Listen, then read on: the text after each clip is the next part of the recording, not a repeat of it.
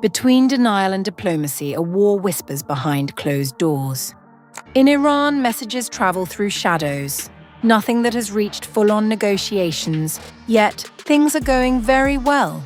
Sanctions, nuclear guarantees, and a race against time collide.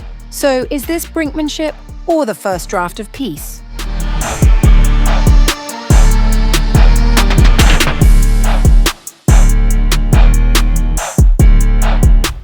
A new layer of covert diplomacy is emerging amid the escalating US-Iran conflict, with conflicting signals pointing to both back-channel outreach and public denial.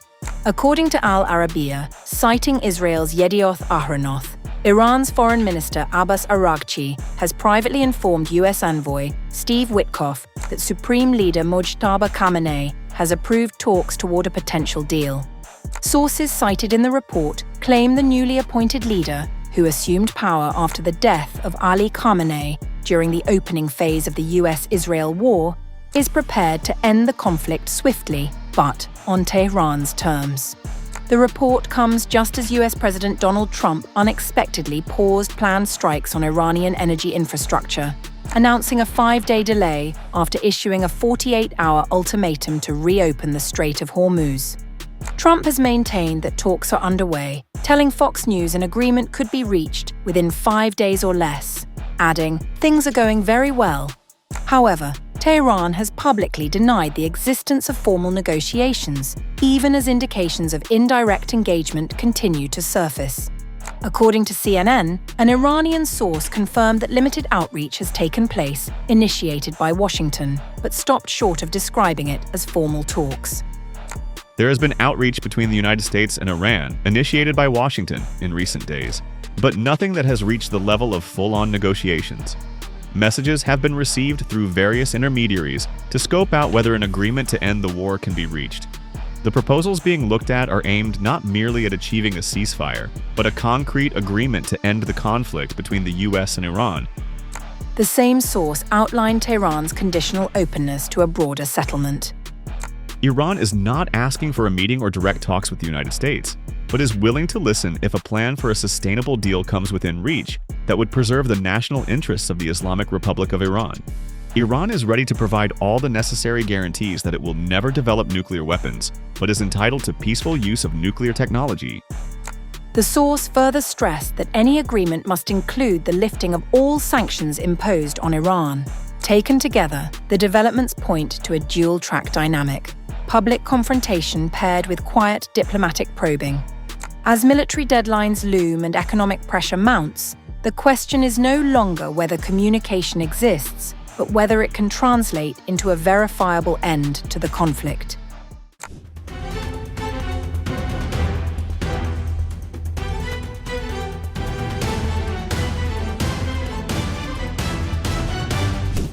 The United States may be quietly recalibrating its war aims in Iran.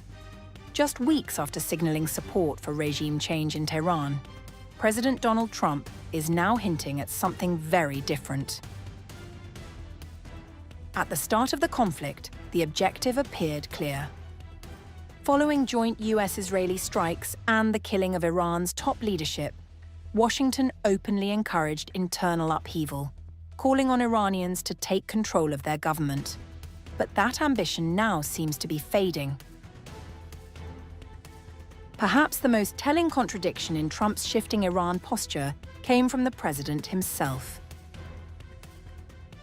While his administration has been quietly scouting for a pliant successor to lead a post-war Iran, Trump openly referenced the next Ayatollah in recent remarks, a phrase that cuts directly against the logic of regime change. You do not negotiate over who leads a theocratic system you are trying to dismantle. Be jointly controlled. By who? Maybe me. Maybe me. You want the United States to be Me involved and the in Ayatollah, whoever the Ayatollah is, whoever the next Ayatollah. Look, and there'll also be a form of a very serious form of a regime change. Now, in all fairness, everybody's been killed from the regime. They're really starting off. There's automatically a regime change. But we're dealing with some people that I find to be very reasonable, very solid. The people within know who they are. They're very respected. And maybe one of them will be exactly what we're looking for. Trump has paused planned strikes on Iran's energy infrastructure and stepped back from his 48-hour ultimatum over the Strait of Hormuz, citing what he described as very good and productive conversations. That alone marks a major shift. Just days earlier, Washington had threatened to obliterate Iran's power grid if the strait was not reopened. Now the tone is different. Less about force, more about outcomes. Behind the scenes, US officials say they are exploring potential negotiating partners inside Iran's political system. We're in the testing phase, trying to figure out who can rise. Recent reports suggest that even US officials are unsure who truly holds power in Tehran after the strikes. At the same time, Iran is rejecting the narrative of diplomacy altogether. No negotiations have been held with the US. Iran's position remains firm. It continues to threaten retaliation, particularly over the Strait of Hormuz, and warns that any escalation will be met with direct strikes on regional energy infrastructure. There is also the question of strategy. Analysts note that the administration's approach increasingly resembles a pattern: escalate rapidly, create maximum pressure, then pull back in search of leverage.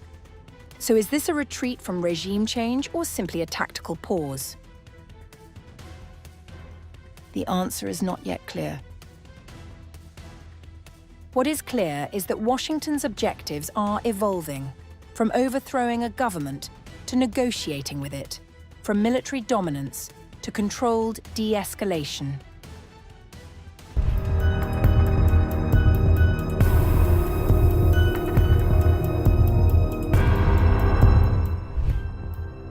A sudden and fragile pause in one of the most dangerous flashpoints in the Middle East.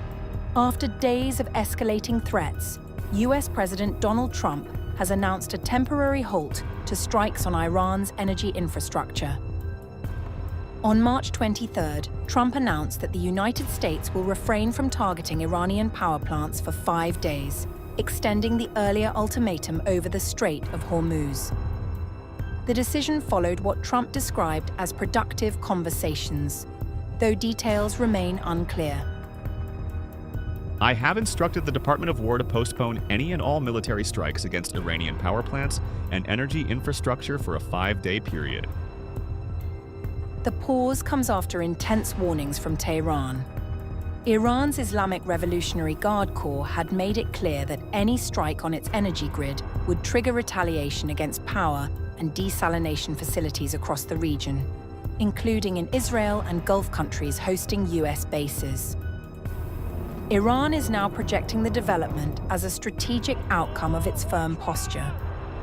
The Iranian embassy in Kabul has claimed that Washington stepped back after Tehran's warnings, framing it as a case of deterrence in action. But Tehran is not buying the narrative of diplomacy. Iran's foreign ministry, cited by Mehr news agency, has pushed back sharply on the framing of Trump's announcement, saying his remarks are designed to bring down energy prices and buy time for his broader military plans. The statement suggests Iran sees the pause not as a genuine olive branch, but as a tactical maneuver driven by economic and strategic calculations. On the question of negotiations, Iran's position is equally firm. The foreign ministry acknowledged that there are initiatives underway to reduce tensions, but said the United States must be the one to initiate dialogue because, as Tehran insists, it did not start this war.